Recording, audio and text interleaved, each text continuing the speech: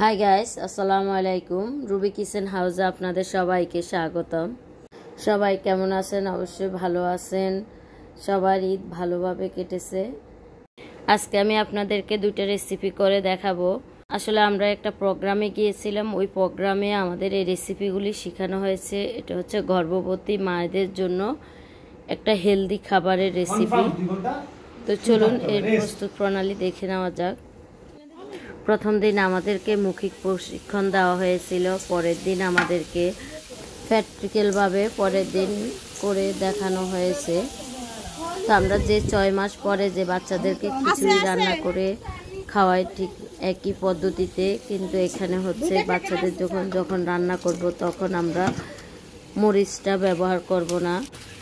তো এখানে আইটেমের মধ্যে ছিল চাউল ছিল 2 কেজি, বুটের ডাল ছিল 1 কেজি, মুসুরের ডাল হাফ কেজি, মিষ্টি কুমড়া 1 কেজি, পেঁপে 1 কেজি,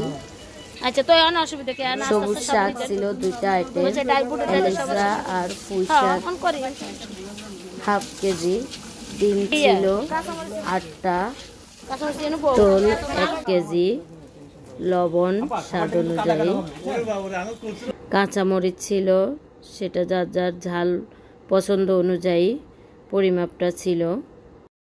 আসলে এখানে একটা আমাদের সমস্যা হয়েছিল, যেখানে আমরা রান্না করতেছিলাম ওটা কিন্তু একটা হাসপাতাল ছিল। ওখানে পর্যাপ্ত পরিমাণে আমরা যে আমাদের বাটি বা পাতিলের প্রয়োজন ছিল, এগুলি আমরা পাশে থেকে সংগ্রহ করে আমরা কিন্তু রান্না করতেছিলাম। তো ওনারা আমাদেরকে রান্না করার জন্য বলেছিল, কিন্তু রান্নাটা যে একদম পাতলা খিচুড়ি হবে সেটা ওনারা আমাদেরকে বলে দেয় নাই। আর পাতলা খিচুড়ি রান্না করতে হলে তার সিস্টেমটা আলাদা। সেটা হচ্ছে যে আপনারা যখন বাচ্চাদের জন্য রান্না করব তখন কিন্তু এইভাবে ডালটা শুকনো অবস্থা থাকায় ভেজে ধুয়ে পরিষ্কার করে, তারপরে পানি পরিমাণ, চাউলের পরিমাণ সব মিলাই কিন্তু একসাথে তোল সব একসাথে দিয়ে কিন্তু চুলা বসাতে হয়। তো আমরা কিন্তু এগুলি বড়দের খাবারের জন্য, তো বাচ্চাদের জন্য যখন করবেন তখন কিন্তু সব একসাথে দিয়ে করবেন। এখানে ডিম ভেঙে নেওয়া হচ্ছে, এই ডিমটা খিচুড়ির মধ্যে দেওয়া হবে। তো এখানে পরিমাণ মতো পানি দিয়ে দেওয়া হয়ে গেছে। এখন এখানে তরকারির একটা মশলা দেওয়া হচ্ছে, এটা বাজারে কিনতে পাওয়া যায়। তো এই ঢাকনাটা দিয়ে 2 মিনিট যখন পানিগুলি বলক আসবে তখনই শাক আর ডিম দিয়ে দেওয়া হবে। তো এভাবে খিচুড়ি রান্নাটা আমাদের হয়ে যাবে। এরপর এখানে সুজি রান্না করা হচ্ছে। তো সুজিটা আমরা ওনাদের হাত দিয়ে রান্না করতেছিলাম, কারণ হচ্ছে খিচুড়িটা যখন আমরা রান্না করতেছিলাম তখন আমাদের অ্যাকুরেট হয় নাই, সেই জন্য আমরা ওনাদেরকে দিয়ে সুজিটা রান্না করিয়েছিলাম। প্রথমে সুজিটাকে লাল লাল করে ভেজে নিয়েছে, এর সাথে তেজপাতা, এলাচ, দারচিনি এই মশলাগুলি দিয়ে দিয়েছে। যখন একটু সুজিটা লাল লাল হয়ে আসছে তখনই পানি দিয়ে দিয়েছে। সুজি রান্না করার সময় একটা জিনিস খেয়াল করবেন, যখন পানিটা দিবেন তখন কিন্তু অনবরত নাড়তে থাকতে হবে, তা না হলে সুজি দলা পেকে আসবে।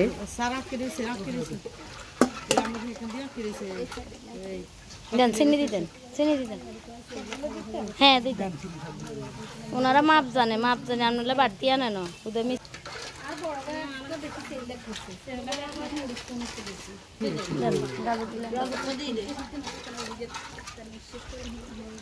এটা আমাদের একেবারে পুরো মাপের জিনিস, বুঝছেন?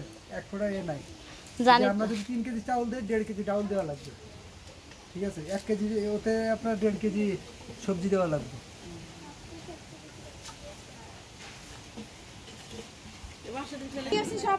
তো হাসপাতালের যে ভিজিটার আফারা আছে, তো ওনারা একজনে নাড়তেছে, একজনে তোল দিচ্ছে। এইভাবে আমরা একটু একটু করে মজা করলাম সবাই মিলেন। আপনারা ভিডিওতে দেখতে পাচ্ছেন এই সুজির সাথে আবার একটা ডিম দিয়েছে ভেঙে, ঠিক এভাবে সুজিটা রান্না করা হয়েছিল। এখানে সুজির সাথে আবার 2টা গাজর দেওয়া হয়েছে। আসলে হাসপাতালের মধ্যে চেয়ারের পরিমাণ খুবই কম ছিল।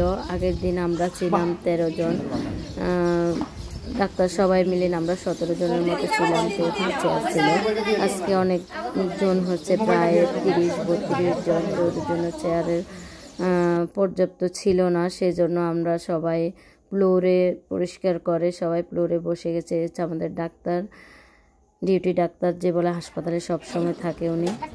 এরপরে যাই আপনাদের প্রোগ্রাম শেষ করার পরে এখন সবাই খাওয়া দাওয়া করবে। তো এই হচ্ছে খিচুড়ির কালারটা আপনাদের, যে এভাবে আপারা সবাই সহযোগিতা করতেছিল, প্লেটে করে নিয়ে সবাইকে দিচ্ছিল।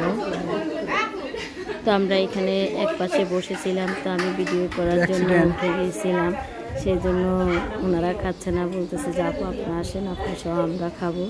আর এখানে সবাই সহযোগিতা করতেছিল। আজকের ভিডিও কেমন লেগেছে অবশ্যই কমেন্ট করে জানাবেন।